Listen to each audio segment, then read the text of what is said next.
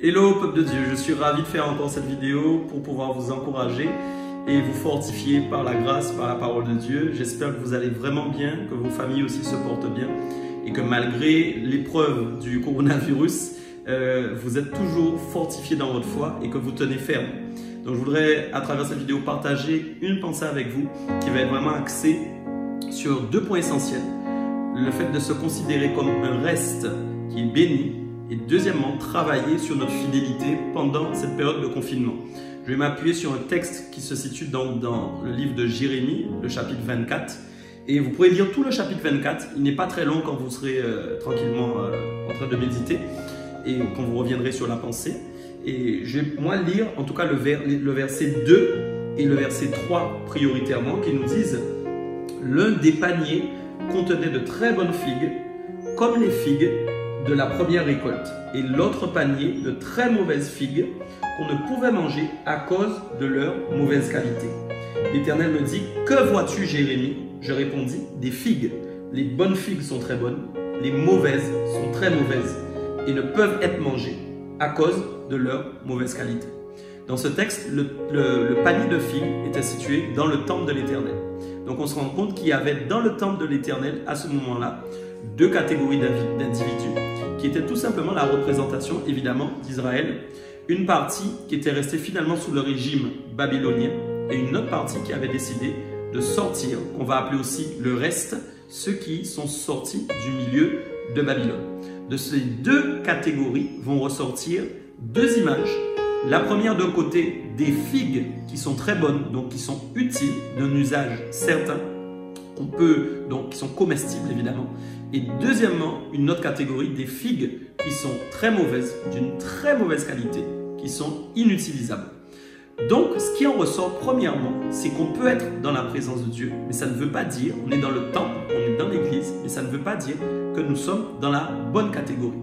La bonne catégorie va se situer tout simplement au niveau de la fidélité et au niveau surtout de la fidélité dans les ordonnances de l'Éternel, parce que le problème d'Israël à cette époque, c'était un problème récurrent de désobéissance. C'est pourquoi il y avait un reste de Juda qui était sorti de Babylone et un autre qui était resté à l'époque sous le régime de Sédécias, qui était lui-même un roi babylonien et qui exerçait son pouvoir mondain. C'est ce qui a fait que les promesses décrétées par l'Éternel pour un même peuple n'ont pas été les mêmes en fonction du placement que ce peuple avait pris. Et nous encore aujourd'hui, dans ces temps-là, nous devons nous placer comme étant des sacrificateurs. Je veux parler de l'utilité parce qu'on voit dans ce texte qu'il y a le mot utile, le mot utile qui ressort, qui veut dire que les figues qui étaient non comestibles, qui étaient de très mauvaise qualité, n'étaient pas utilisables. Le problème de ce siècle, c'est que souvent, par manque des fois de relations profondes avec le Saint-Esprit, le peuple de Dieu s'est axé sur ce qu'il pouvait faire sur le plan de l'utilité, dans l'action sur le terrain, dans l'église locale, dans le service notamment qu'il accomplit.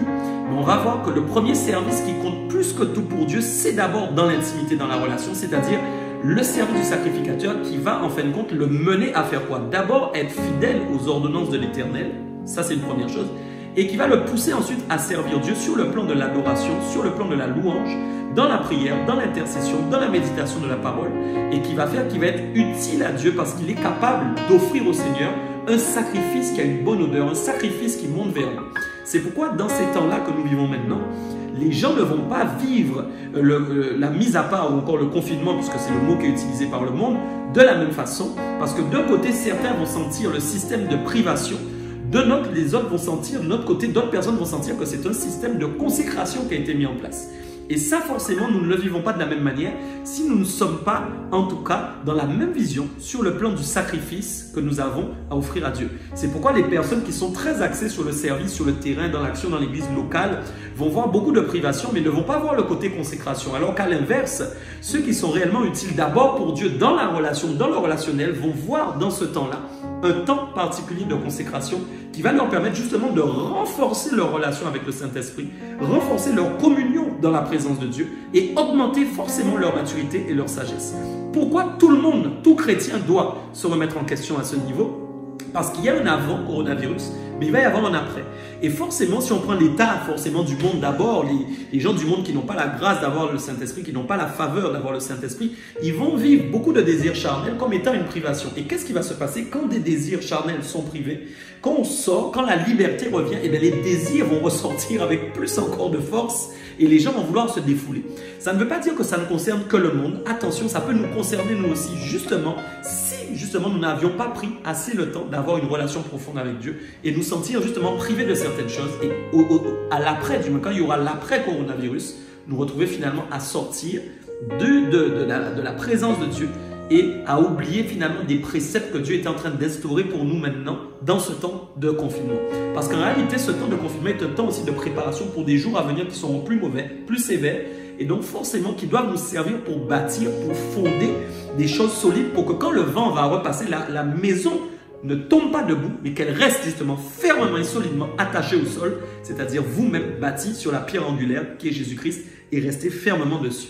Donc je vous encourage tous à tenir ferme dans ces moments, à revoir votre fidélité au niveau de votre relation avec Dieu, afin d'être des bonnes figues, le panier de bonnes figues qui est utilisable par Dieu, non pas seulement dans le service qu'il accomplit sur le plan de l'église locale ou même dans son appel, dans son ministère, mais d'abord dans le service du sacrificateur qui a envie de louer Dieu, de l'adorer, de l'élever et de le servir dans l'intimité, dans la relation profonde. C'était mon encouragement du jour. Je vous demande de rester fidèle, de rester ferme dans vos résolutions, de tenir, de passer des bons moments en famille si vous êtes en famille. Pour les personnes seules, de renforcer encore votre relation avec Dieu puisque vous avez peut-être encore plus de temps pour prier, pour jeûner, pour vous appliquer encore dans la méditation. Profitons tous de ces moments parce qu'il y a d'autres choses qui vont arriver plus tard et nous devons être clairement prêts pour y arriver. Voilà, je vous encourage tous. Grande faveur, grande bénédiction dans vos maisons. À très vite.